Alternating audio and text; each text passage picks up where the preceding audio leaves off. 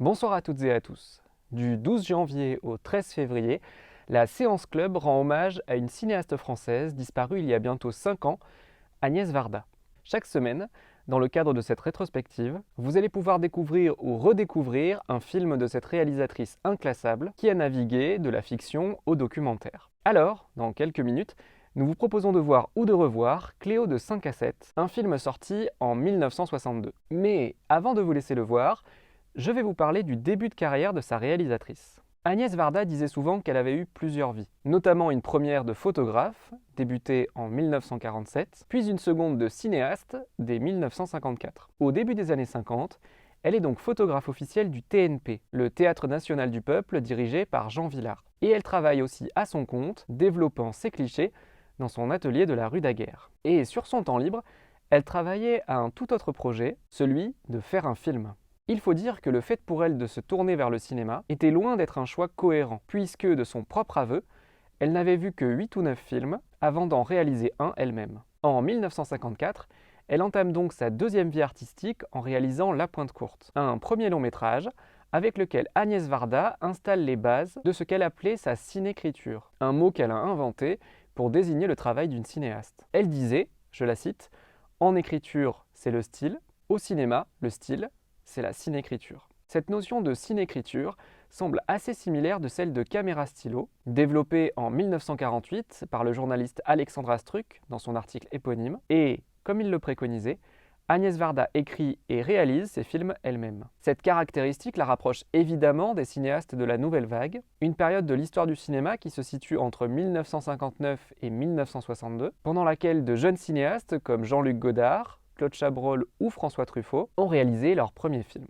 Bien qu'elle ait souvent été qualifiée de mère de la Nouvelle Vague, Agnès Varda s'est souvent démarquée de ses réalisateurs. Elle disait, je la cite encore, « Ma différence avec les cinéastes de la Nouvelle Vague, c'est que j'ai toujours été plus intéressée par la structure d'un film que par son histoire. » Ainsi, dans La Pointe Courte, comme dans beaucoup d'autres de ses films suivants, ce qui intéresse Agnès Varda, ce n'est pas une histoire, mais un concept. Mêler le genre du documentaire à celui de la fiction. Et pour construire ce premier long métrage, elle s'est appuyée sur la structure d'un roman de William Faulkner, Les Palmiers sauvages. Après La Pointe Courte, Agnès Varda a suivi une voie plus classique dans la vie d'une jeune cinéaste débutante, à savoir réaliser des courts-métrages. Ainsi, en 1957, elle se voit confier par le ministère du Tourisme la commande d'un court-métrage documentaire « Aux saisons, au château ». Son commanditaire voulait que les châteaux de la Loire soient magnifiés, et la réalisatrice y trouva son compte en visitant des lieux qu'elle ne connaissait pas, et surtout en renversant le sujet imposé, puisque sur les 22 minutes que dure le film, seuls 8 montrent réellement des châteaux.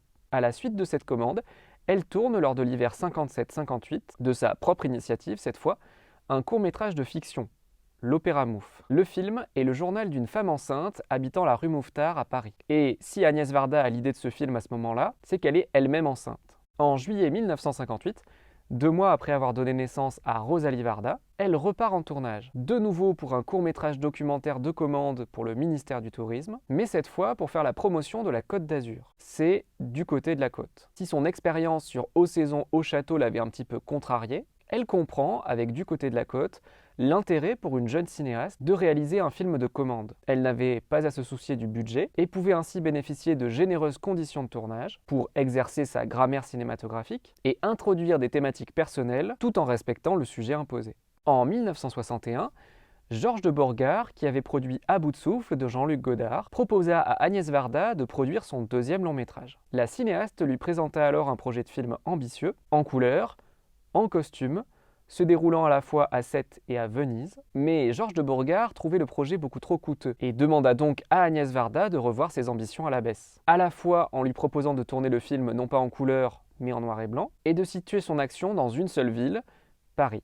Et c'est cette contrainte qui a donné à Agnès Varda l'idée de son concept de film, relever le défi d'une narration contrainte par le temps et la géographie comme elle le disait. Et ce film, c'est Cléo de 5 à 7, que vous allez voir dans quelques instants. Au fil de sa déambulation, vous verrez Cléo, l'héroïne, progressivement évoluer. D'abord regardée, décrite par d'autres, elle va commencer, à la moitié du film, à regarder le monde qui l'entoure et à progressivement s'émanciper de ses obligations personnelles et professionnelles. Et cette balade va surtout permettre à la jeune femme de réaliser un voyage intérieur et de dépasser sa peur d'avoir un cancer, une angoisse collective importante dans les années 60.